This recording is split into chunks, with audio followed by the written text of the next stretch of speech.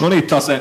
Ensinnäkin voitaisiin katsoa viime kautta taaksepäin, mitkä oli ne parhaat opit, joita te kuortanelaisten kanssa liigassa mukana olosta saitte. No paras oppi siinä varmaan on ensinnäkin se pelin taso, millä se täytyy olla. Että se on aina paras nähdä niin kuin omin silmä ja kokea nuorten tyttöjen siellä kentällä.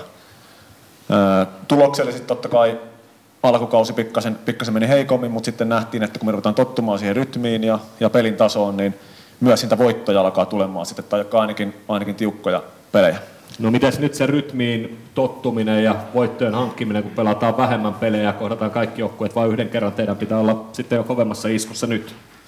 Joo, näin se on, mutta niin se tietysti urheilussa menee, että silloin se tulee se tärkeä yksi peli, se voi tulla seuraavana lauantaina tai siitä seuraavana lauantaina, silloin pitää olla valmis, että nuorten kanssa totta kai siihen menee enemmän aikaa tai siihen pitää tottua, mutta mitä kokeneemmiksi pelaajat tulee, niin se vaan menee näin.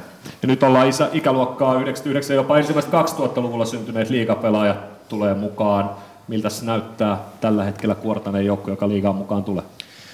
No kyllä mä uskallan sanoa, että ihan lupaavalta näyttää. Että kyllähän taikka tytöt aikaisempi ikäluokka onnistui ihan hyvin pääsemään liigaseuroihin ja heti suoraan pelaamaan. Että siinä polussa ollaan ihan hyvin onnistuttu.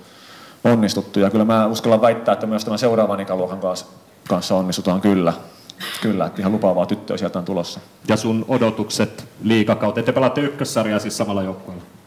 Joo, joka peli lähdetään voittamaan. Ei mulla ole sen ihmeellisiä odotuksia, että mulla on jotain semmoisia asioita, niin kuin, mitä mä seuraan niin kuin tilastollisesti ja mitenkä se peli menee, mutta niitä tässä turha ruveta avaamaan sen kummemmin. Pitemmällä aikajänteellä pitää pystyä katsomaan näiden nuorten kanssa, missä he on 3 vuoden päässä, missä he on 5 vuoden päästä. Se vasta kertoo sitten meille lopullisesti sen, että miten ollaan onnistuttu. Entäs sitten naisten maajoukkojen päävalmentajana, kun toimit myös, niin miten katsot naisten mestaruusliigaa 2015-2016?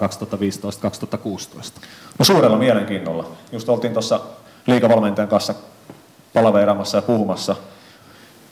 Mä uskallan sanoa, että tulee varmasti. Mä en tiedä, tuleeko niin kuin minkä tyyppisiä pelejä, mutta se keskivaihe varmasti tulee olemaan seuroista niin parempia, mitä nyt moneen vuoteen. Mä toivon edelleen, että hyvät kärkiseurat on hyviä ja vielä kovempia pärjää erokopeissa. Se on meille tärkeä juttu, mutta myös se muun porukan, sen tason nostaminen niin kuin laajalla skaalalla, niin se on tulevaisuuden haaste.